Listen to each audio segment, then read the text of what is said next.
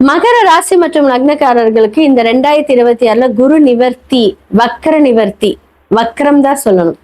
ஏன்னா 3க்குரியவரும் 12க்குரிய அதிபதியான குரு உங்களுக்கு வக்கரம் ஆயிருந்தார். அப்போ என்ன மாதிரியான 3 அப்படிங்கிறது உங்களோட முயற்சிகள்ல சில தடைகள், உங்களோட பேர் புகழ்ச்சி எல்லாமே கொஞ்சம் அடிபட்டிருக்கும், ஹார்ட் ஒர்க் பண்ணியிருப்பீங்க. நமக்கு நிறைய விஷயங்கள் ஒரு விஷயத்த முயற்சி பண்ணி அடுத்த லெவல் போலாங்கும் போது அங்க நிறைய தடைகள் இருக்கும். ஏன்னா அந்த இடத்துல இப்ப சனி பகவான் போயிட்டாரு.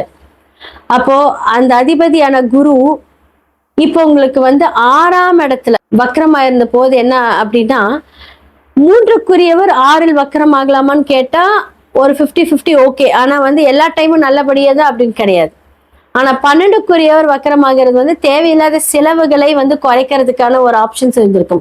இப்ப வக்கர நிவர்த்தி ஆகும் போது என்ன அப்படின்னா, குரு பார்வை அந்த 12ஆம் இடத்தை பார்க்கும்போது உங்களுக்கு சுப விரயங்கள், திருமணத்துக்கு உண்டான விரயங்கள், வீடு கட்டுறதுக்கு உண்டான ஒரு விரயங்கள், ஏதாவது ஒரு சுப காரியம் பண்ணும்போது குரு பார்வையில அந்த 12ஆம் இடத்துல சுப விரயங்கள் நடக்கிறதுக்கான ஒரு சூப்பரான ஒரு டைம் தான் அது.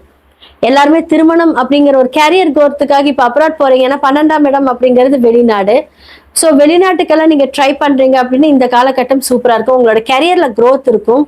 செல்ஃப் கான்பிடன்ஸ் இந்த காலகட்டத்துல, ஏன்னா 3க்குரியவர் அப்படியே உச்சம தைரிய வீரி விஜயஸ்தானம் எல்லாமே வக்கர நிவர்த்தி ஆகும்போது நல்ல ஒரு ஸ்தானத்துல போய் உட்கார போறீங்க.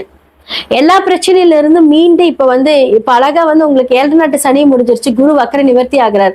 ஒரு நல்ல ஒரு முதல்ல நீங்க அப்படியே சமாதானமா உட்காருவீங்க. அதுக்கப்புறம் உங்களுக்கு பிளானிங், உங்களோட சுபவிரயங்கள் இது எல்லாமே நீங்க பார்த்து அடுத்த லெவல் ஆஃப் கேரியர் குரோத்துக்கு நீங்க போயிடுவீங்க.